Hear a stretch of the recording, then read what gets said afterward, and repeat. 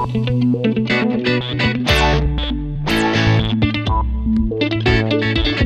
ka mo? Nagsosyo kayo ni Munggol sa mga pampasadang tricycle? Tapos yung kikitain nyo, ipantutustos nyo sa plano nyong pagbabalik sa pag-aaral? Hindi ba parang baligtad yata yung pagkakaplano nyo? Hindi. Mukhang ganun lang yun. Pero kung iisipin mo, mas praktikal. Ipupuhunan muna namin sa negosyo ang perang gagamitin namin sa pag-aaral. E di pag kumita ng negosyo, tsaka kami babalik sa pag-aaral.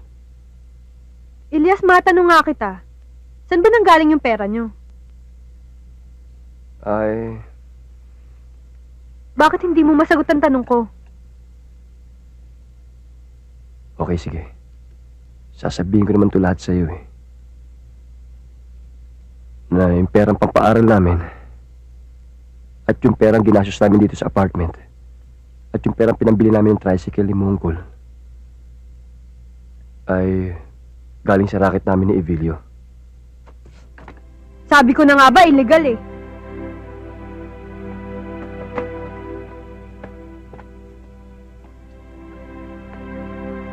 Celine, pakinggan mo naman ako. Ito na yung bagong simula na gusto nating gawin. Oo, galing sa iligal ang pera.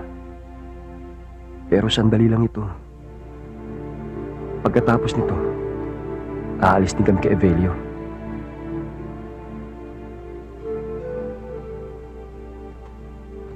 Totoo, aalis ka na kay Evelio? Oo. Pangako? Oo, pangako. Sandali, may bibigay ako sa'yo.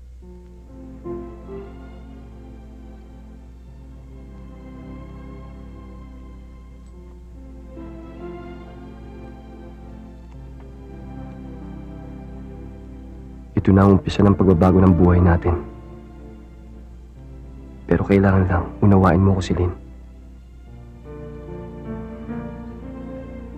Ito na magiging pugad natin. Na magiging pamilya natin. Malayo tayo sa gulo. Tahimik. Ito na yung matagal na nating hinihintay. Magsama na tayo.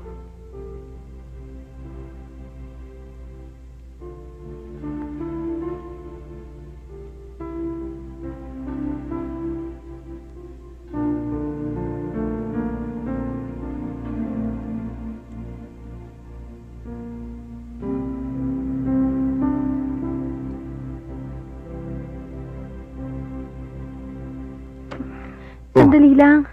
Bakit? Eh, kailangan ko nang pumasok sa school eh.